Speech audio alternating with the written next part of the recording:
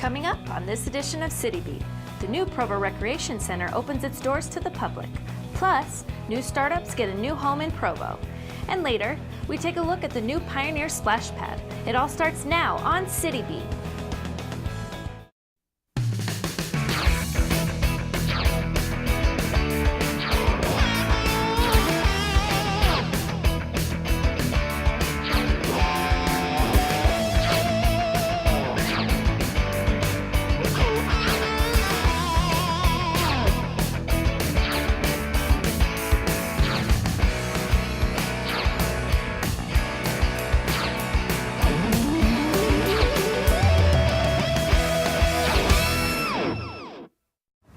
Hi, I'm Carolyn Farwell, and this is City Beat, the show that gives you an inside look at Provo City. After decades of discussion, planning, and construction, the new Provo Recreation Center is finally finished. Whitney Booth gives us a behind-the-scenes look at the opening day festivities. As you look around this entire block, from Freedom Boulevard to the east, to 500 West to the west, and 500 North behind us here to 650 North, has been transformed into a beautiful, family-oriented recreation hub that will be a community gathering place and a focal point within this community for decades and generations to come. I can still remember when I first came here as the Parks and Recreation Director in 1996, hearing the citizens ask this question: why can't Provo City have a nice community recreation center like what exists in other states or in other communities along the Wasatch Front? And it was that initiative of the citizens themselves that drove this recreation center becoming a reality of what it is today. As wonderful as this facility is, it comes a distant second to the Recreation Division staff that has worked tirelessly around the clock to prepare this center for opening. The staff commitment, talent, powering this facility is amazing, and I just want to say to you, I love my staff. Each part of this facility seems to have a purpose in its design and represents input from our entire community. I'm so grateful to be a part of this long-awaited day. Thank you to all those who have made this dream come to pass. We invite all members of our community to come and to gather together at our new recreation center and enjoy a Provo way of life. There is one group that is responsible for this recreation center, and it's our citizens and our residents. In the most difficult economy of our lives, our residents voted in an overwhelming fashion to allow us to build this recreation center. And to the residents who trusted us to build this, I have two things to say: on time and on budget.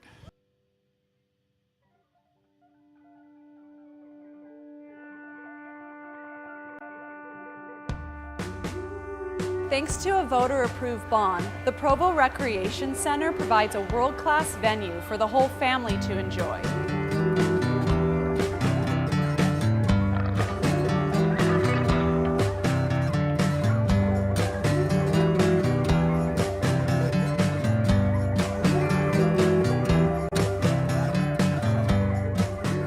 Complete with a water slide, lazy river, playhouse, and rock climbing wall, the indoor pool area is a perfect year-round getaway for the whole family. Paired with the veterans pool, the water facilities invite activity all year round. Come enjoy swim lessons, swim team, and water aerobics no matter the season.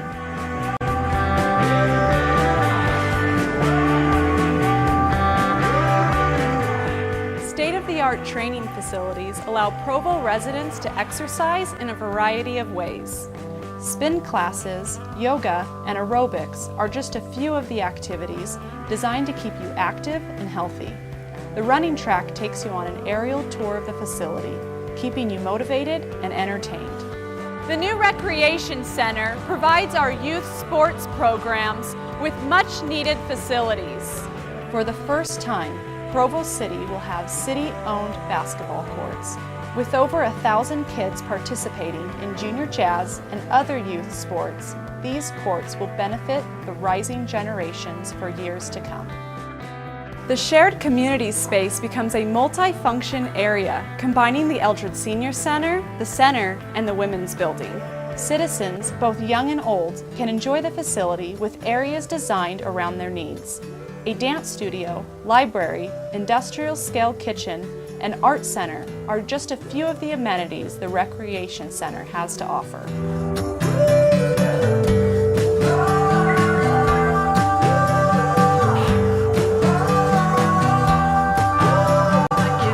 Other amenities include an outdoor skate park, tennis and racquetball courts, party rooms, a multi-level indoor playground, and a child watch facility. Whatever your level of activity may be, the Rec Center has something for you. Bring the whole family and come see us at the new Provo Recreation Center.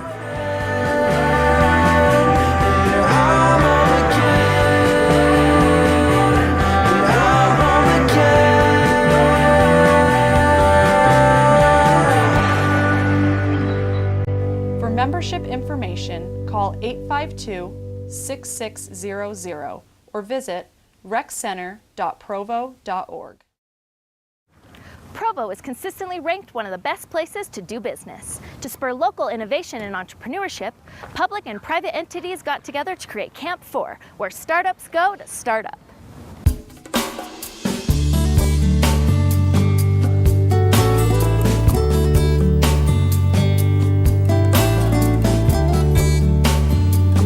We want to have the best economy in the nation, and literally, as I just come from Israel, even the people over there understand that Utah is leading this nation out of the Great Recession and is a great place, a great environment to do business. And Provo, with the leadership of Mayor Curtis and the involvement of you, the people, Provo and Utah County has been listed one of the top places in America to do business consistently. And the proof is in the pudding, as we see a lot of different companies that start here and grow and expand and prosper.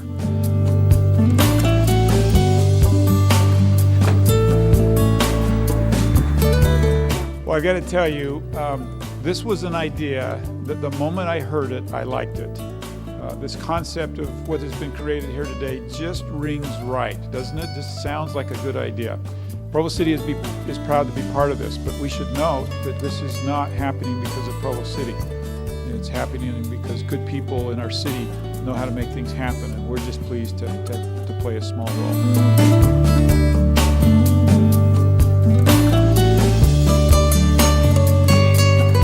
All the things I've been involved in, which have been many, from Utah Angels to this, what's happening right now here at this space, as Mayor Curtis said, feels the best, feels right, and is going to really impact and sustain a difference in this part of our state, and I'm so excited for it.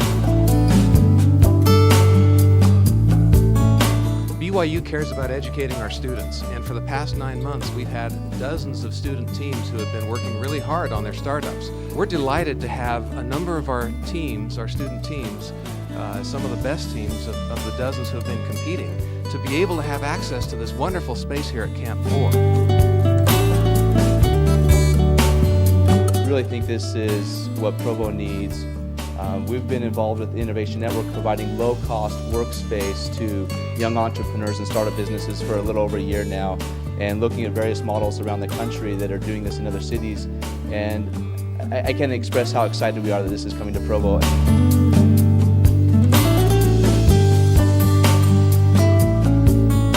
It's hard to imagine this working without the collaboration of every party that came to the table.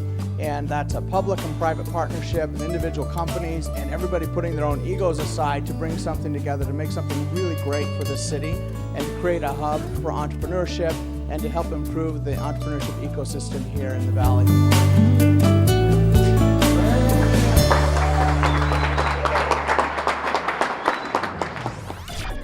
Provo City Power spent a day volunteering to help clean and beautify the city. We wanted to do a team building activity for our whole department and just kind of kick back a little bit and get away from the grind of daily work and to have fun and have a purpose. So in partnership with United Way, Provo City Power's come out to help Community Action Services and Food Bank to do some things that we normally can't do, to clean up a little bit, to install some lights that they have the skills to do that. So they're just coming out to volunteer their time and really help the community through that service. Well, as a city, we always want to give back to the city, and giving back to the community is key, and we want to represent the city, the administration, all the departments, and doing good things for the community, and this is a good way to do it. We believe at United Way that everyone should play a part in their community, and specifically at United Way we talk a lot about giving, advocating, and volunteer. So there's different ways that people can play a part in their community. So you can give if you have the finances, you're able to give. You can advocate, so if you believe that education is important, then you can advocate for education. You can talk about it with other people, and then there's volunteering. And our community obviously is #1, well, maybe you don't know, but it's #1 for volunteers in the United States, which is incredible.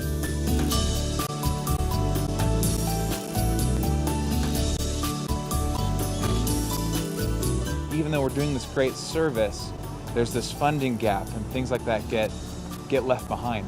So the fact that Provo City Power is coming out and the United Way has partnered with us to come out and do this, it means a lot to us. It means a lot to the community to have a nice place where people in need can come and they don't feel intimidated, they don't feel bad, they feel comfortable, and that's really what's important.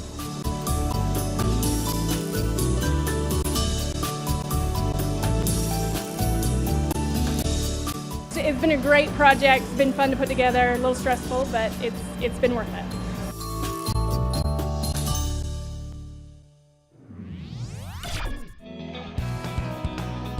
Coming up on City Beat, a march down Center Street helps bring awareness to foster families. Plus, people from all around ditch their cars for their bikes in this year's Bike to Work Day.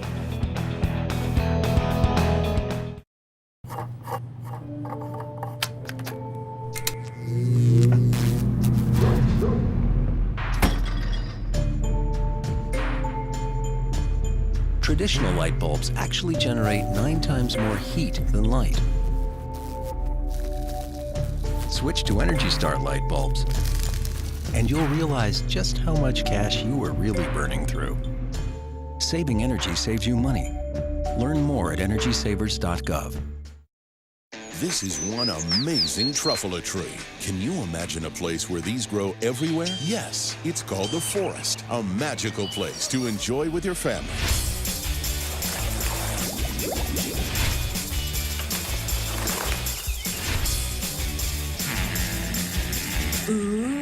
So discover the forest and explore all the wonder that's there. Visit discovertheforest.org to find a forest near you. Residents showed their support for foster families as they marched through the street for Foster Care Month.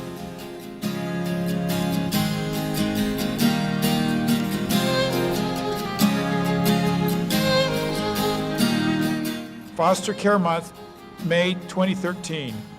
Whereas the family, serving as the primary source of love, identity, self-esteem, and support, is the very foundation of a community.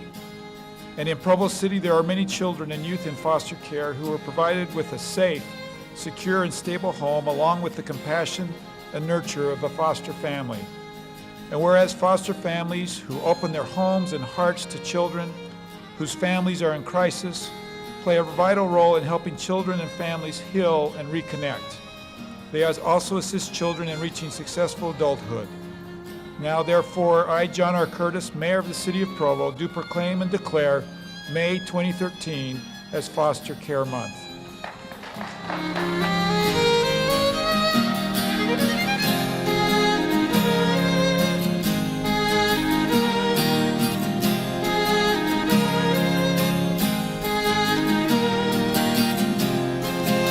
My personal appreciation to all of you who support this and have been foster parents. My wife and I, a number of years ago, had an opportunity to be a foster parent, and I know that it's sometimes difficult. Margaret immigrated to the United States in 1948. She has been a foster parent in 3 states, including Connecticut, Georgia, and Utah. She had 7 children of her own and adopted 2. I am one of them, and she is the best candidate for foster parents.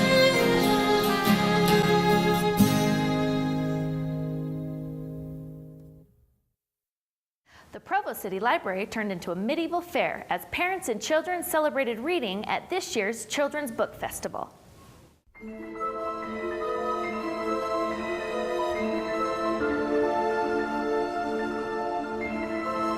Today was our Children's Book Festival. It's really a celebration of books, but today we're especially celebrating the books of Gail Carson Levine, our wonderful guest author. And so we tried to decide to make it into a medieval festival because a lot of her books are set in a fantasy medieval setting.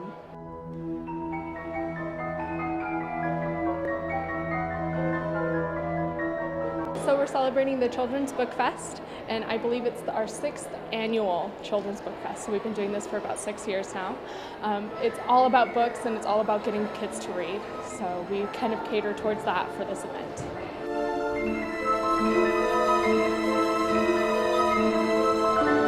I like the energy that's here in the room. The kids are really having fun, and the Renaissance music adds a really fun atmosphere to it. Everybody's smiling. That's my favorite part.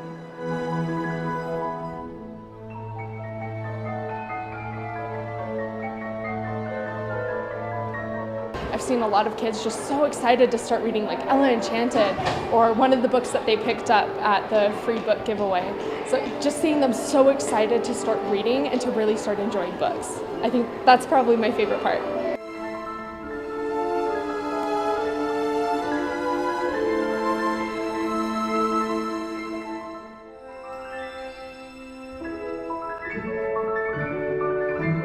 Well, we're always trying to encourage children to explore and enjoy reading, and so we're hoping that by celebrating these books that they'll want to pick them up and take them home and read them themselves.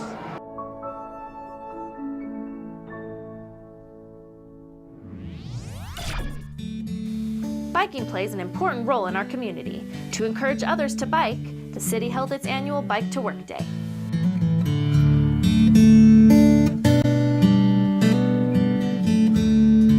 Whereas biking to work reduces the numbers of automobile trips to and from work while promoting clean air, easing congestion, and creating a more livable communities. And whereas bicycle commuting benefits both employees and employers through better employee health and fitness, reduced commuting, parking, and healthcare costs, lower employee absenteeism and turnover, increased employee productivity.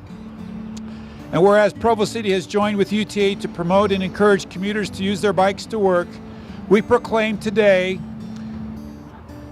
May 14th, 2013, Provo City UTA Bike to Work Day, and encourage Provo City employees and residents to make an effort to ride their bikes to work as often as possible.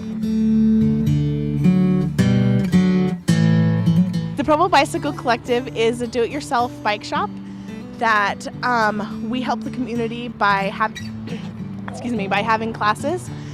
We also have benches set up where you can come and learn how to work on your bike all by yourself. We have some volunteers that can guide you through all kinds of things like changing your tire to fixing your derailleur and your disc brakes.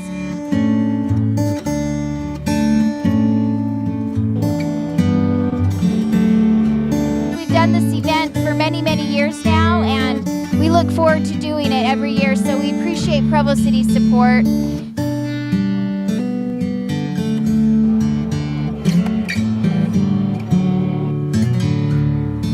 It's a beautiful city to bike in, and we've been working with the city to provide bike lanes and things like that so people can get excited about riding in Provo and be safe at the same time. Still to come on City Beat, we show you the new water feature in downtown Provo. Plus, hundreds turn out for an art show. Don't go away. Thanks. You believe this guy? Are you trying to start a wildfire?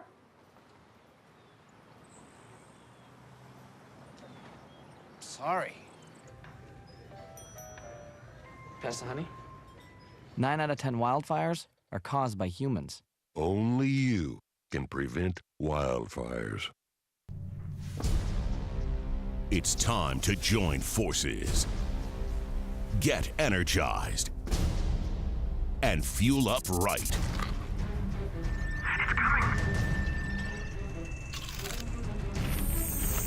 Because starting today, every kid in America has a mission.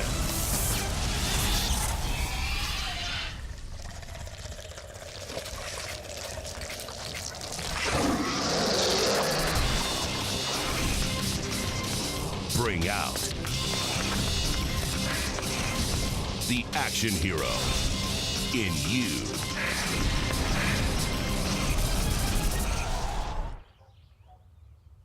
Be part of the greatest action movie ever. The first movie that puts you in the action. Show us how you train and eat like an action hero. Join in at actionheroalliance.com. The Moananui Utah Scholarship Luau celebrated students and their accomplishments as they strive to better the lives of those around them.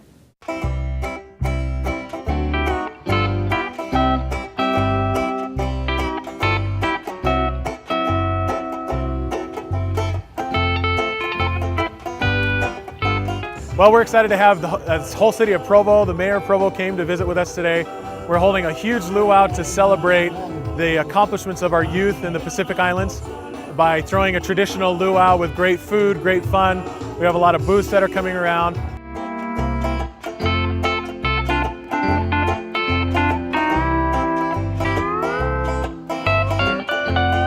The scholarship award winners today received scholarships from a couple of various donors that were so kind and shared some monies to be able to help them further their education through college.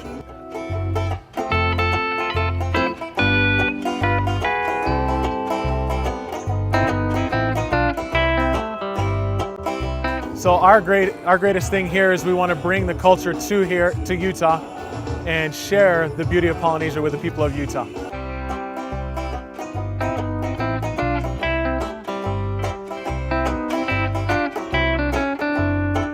I think the biggest thing is we are trying to reach out to the community of Utah to share our culture, one, and two, to help educate our people and our children of how they can best work with the people in the community and become a part of the Utah community.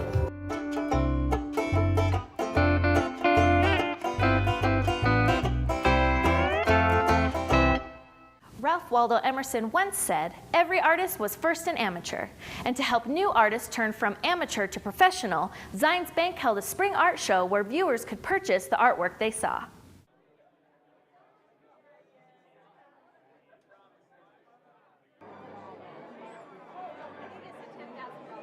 This is the third annual Utah Valley Spring Art Show sponsored by Zions Bank, Parent Link, and PEG Development. And this is our third opportunity to have artists, about 67 of them, come and be in our Zions Bank Financial Center for the community to come together and have a great time. This is my first time actually ever doing anything like this. So I'm just here displaying and promoting my art. I do contemporary Polynesian canvases. The one thing I really appreciate is the community coming out and supporting us. We do this as a community event because of our love for the community and our love of the arts and our commitment to making sure that everybody gets a chance to see art in the fashion that we're promoting it. I think it's wonderful to get the artists together, and I saw a lot of wonderful art, all levels, from the first floor up to the 8th, and there's just a lot of great artists here, so I'm glad to be part of them. People see the work, but they don't know what the inspiration is or why you do it. And for me, it's a tremendous privilege, I think, every morning to go out to the studio and get to paint. It's like, thank you, God. I get to do this every day. It's just a tremendous blessing. Come on out to the show, man. But by the time you see this, it'll probably be too late, huh? Yeah, that's too bad, because you really missed a good time. Plenty of food and good music and tremendous people, and the artwork is mind-blowing. It really is.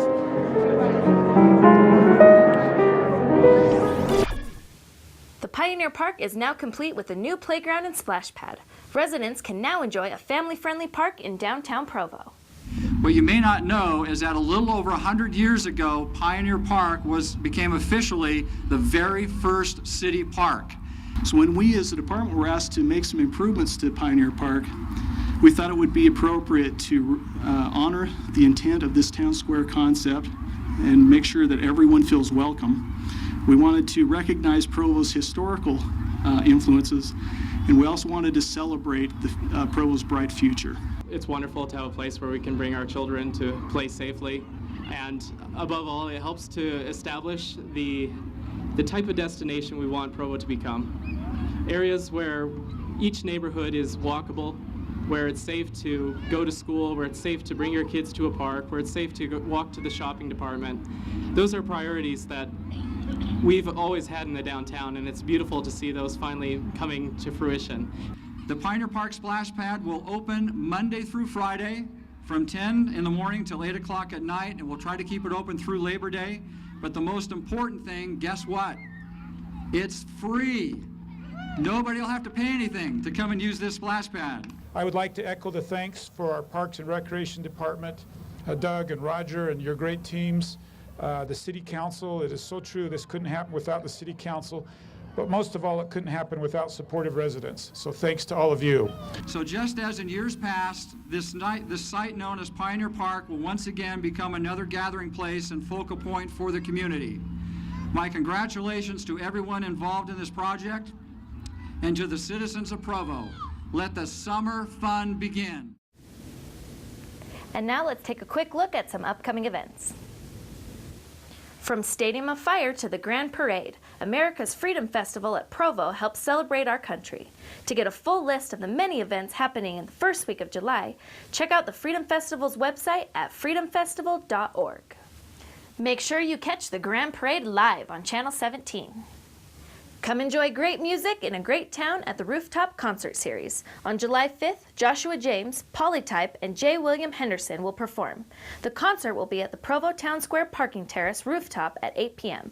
For more information, visit rooftopconcertseries.com.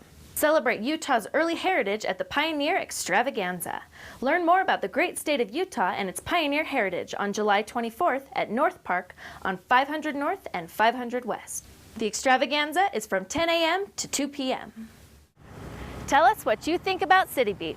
For questions, comments, or if you'd like to see a story on this program, call us at 801-852-7878 or email us media@provo.org. You can also follow us on Facebook and YouTube. That does it for this edition of City Beat. Thanks for watching. And remember, this is your inside look at Provo City. I'm Carolyn Farwell. See you next time.